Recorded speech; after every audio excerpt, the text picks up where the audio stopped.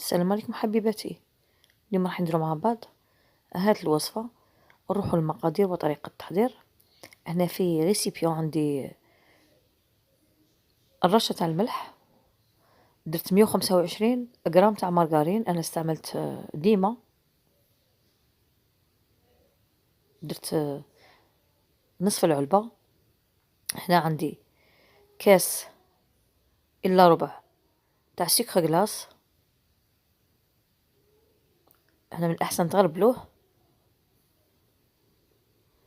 بنفس الكاس اللي عبرنا به السكر، نديروه زيت تاني هو ناقص ربع. هنا نجيب الباتر تاعي ونبدا نخلط كاع في هاد المكونات مع بعض. انا نبدا الخلط تاعي، انا نزيدو مغرف تاع لافاني.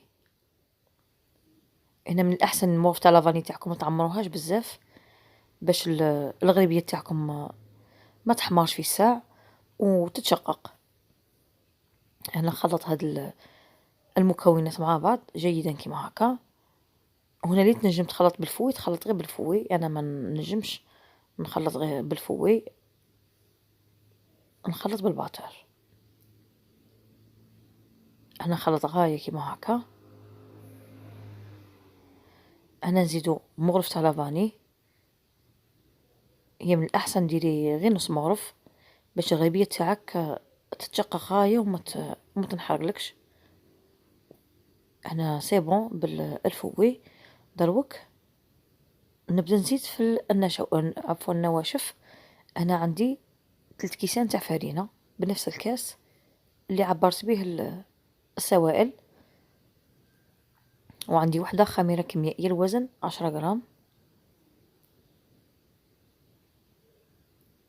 تاني هي نغربلوها، دونك نزيد الكاس الثاني تاع الفرينه، وها هي الخميره الكيميائيه نديرها مع الفرينه ونبدا نجمع بيدي. انا دوك تشوفوا القوام تاع العجينه تاعي. هنا مازال العجينه تاعي خاصها الفرينه. نزيد الكاس الثالث، ها هو الكاس الثالث نزيده دفعه واحده. هاد الغريبيه درناها بمقادير جد مضبوطه. انا سي بون الفرينه. بالنسبه للفرينه انا استعملت سفينه تاع الكيلو. انا وكل فرينه والامتصاص تاعها، كاين الفرينه اللي تشرب كاين الفرينه اللي ما تشربش. ها هو القوام تاع العجينه. انا نلم العجينه تاعي غايه كيما هكا. هذا هو القوام اللي نتحصلوا عليه. هاد العجينه تشبه العجينه تاع الصابلي، مي ماهاش قاع طريه. ها هي نديرو كره كي ما تشققش العجينه سي بون. ها هي هنا ما تخلطوهاش بزاف باش العجينه ما تطلق لكمش الزيت، فاهمين؟ هنا مام التكوار تاعها ديري هاد الطريقه كيما هكا، دوريها خطره ولا زوج وحطيها في البلا باش العجينه تاعك ما تطلقش الزيت.